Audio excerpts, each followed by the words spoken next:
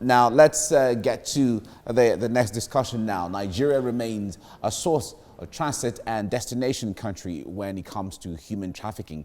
And the fight to rid Nigeria of the problem, which has seen many of its citizens living in servitude in foreign countries, is ongoing. Now, the theme for the 2020 World Day Against Trafficking in Persons, committed to the cause, will focus on the first responders to human trafficking.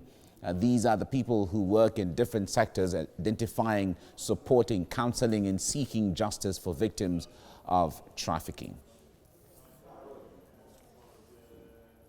All right, joining me now from Enugu is Public Affairs Analyst Ambrose Iboke. Ambrose, good morning. It's good to have you on the show this morning. Now, when it comes to trafficking, we understand that there are cartels of people who take advantage of vulnerable people, you know, by cajoling them or brainwashing them or deceiving them into traveling abroad, promising all sorts of things, and then they fall for it. And when they travel, they get to see that all of those promises aren't true.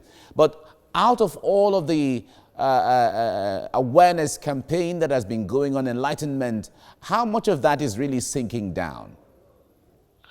Well, you mentioned the correct word there, which is vulnerable. Let's look at the Nigerian perspective.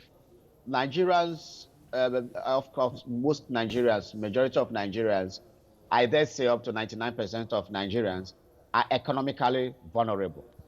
Therefore, even the professionals that have things to do, we can see the migration of doctors, nurses, professionals, IT people outside this country just to seek greener pasture. When you now talk of trafficking, there are two levels of trafficking here.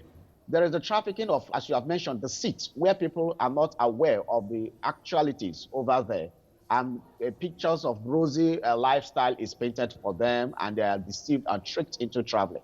That is one level.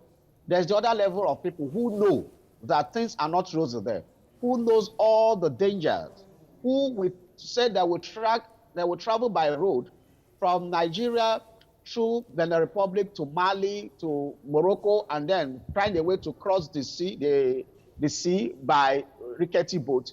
They say this risk is worth taking, that it's better to die trying than to stay in Nigeria and remain in poverty. So these are the two levels of people. So we are discussing trafficking. We are discussing in these two levels. Then there is the third leg, which is the prostitution ring, where young girls here are moved from their domain and taken to outside countries for prostitution. The funny thing about this set of people that many of them actually know, it's only a few of them that don't know, that are tricked. And most of the trick is that, oh, you go and be a maid somewhere, you go and be a housekeeper, you take care of the aged, you know, some of those things are tricked. But some of them actually are told what to do. And they say, well, they have seen people who come back from Italy, for example, doing prostitution, and they have made it. They have built story buildings, they have built houses in their places, in other places. So these other young girls are told, well, you can do the same thing. What are you doing here? You are pretty, this and that. So these are the mix. So first of all, the major cause of trafficking, why the traffickers even succeed in luring people, is first of all the economic hardship, the economic vulnerability of Nigerians. And that is what if you are comfortable in your country, you are just going, most people who are comfortable in their country travel to other countries as tourists, as people who are, you know, going to do academic adventure, professional adventurism, and tourism.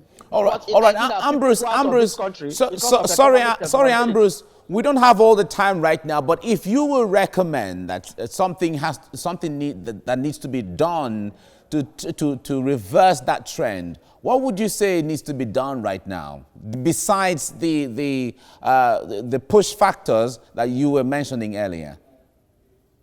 What needs to be done here is that we need to encourage our people to look inward. We need to encourage youth that there is a lot of opportunities here in Nigeria. Sometimes they raise as much as 3 million, 2 point something million to just travel abroad. And I ask myself, by the time you invest with that kind of amount of money in any small scale business, you will definitely succeed and grow. So let's encourage our youth to look at homegrown solutions to open up the business space, and that they can make it here in Nigeria. And before I go, I need to tell Nigerian youth that when they look at the Nigerian billionaire charts, majority of the Nigerian billionaires are actually people who are doing business here in Nigeria, and not people who are doing businesses overseas. That's true. All right. Thank you very much, Ambrose Igboke, for your time on the program.